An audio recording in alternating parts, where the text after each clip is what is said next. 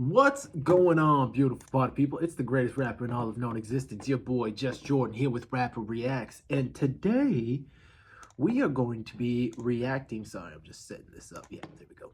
We are going to be reacting to Featurette, how they made hundreds of beavers. VFX Breakdown, from snowshoes to fish puppets. This is a video by Letterboxd. Now, if you haven't seen the movie Hundreds of Beavers, it is, in my opinion, a masterpiece. I love how it's shot. I love the storyline. I love the acting. I love the costumes, the visual effects, everything. I think it had a $150,000 budget or something like that, if I read that correctly. Now, I absolutely loved this movie to death. I'll probably go watch it again tonight once I watch this video. I seen that they uploaded this a little while ago, and I was just so encapsulated by, it's like a live cartoon. And how I even stumbled upon this movie to begin with was, I think it was TikTok, and you know, just scrolling, and I saw a video of some dude saying this is the most underrated movie, or the most untalked about movie that you need to see. And I was like, all right, let's see what this guy. And then he talks, and then he shows some clips of it, and I was like, this movie looks incredible. So let's dive right into this. I can't tell you enough how much I absolutely love every second of this movie from start to finish. You need to check it out. All right. Without further ado, though, let's dive into this video because I am super curious. I love when I like something. My favorite thing is knowing how it's made.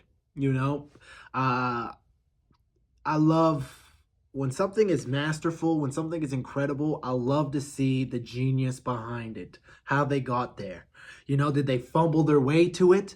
Was it a meticulously plotted out plan? It doesn't matter to me. I don't care how it was made. I just am curious to how it was made, you know?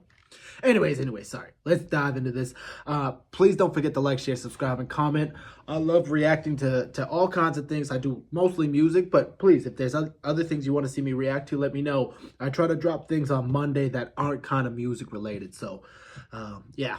Anyways, 3, 2, 1.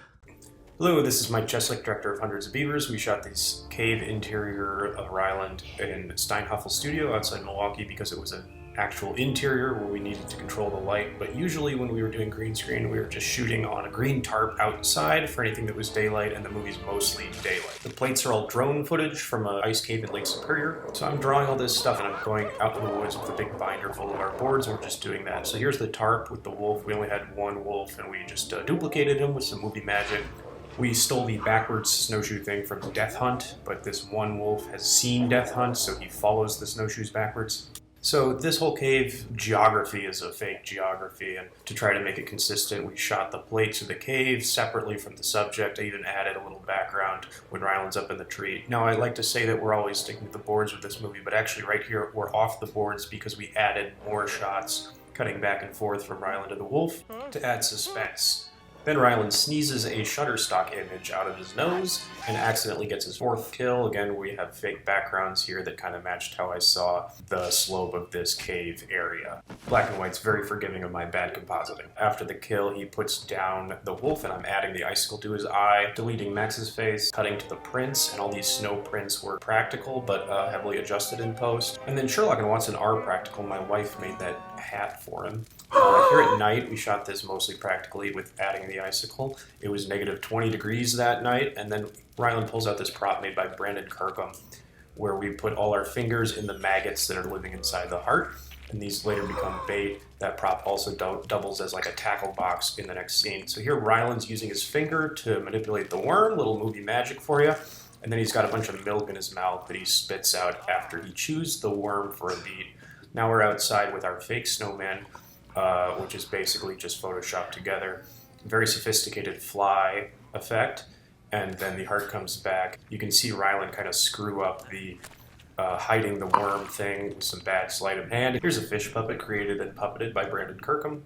And then my favorite gag in the movie where the pole is pulled down into the water because the snowman can't fish, so Rylan rebuilds him as a buff snowman using the buff snowman I created in the snow.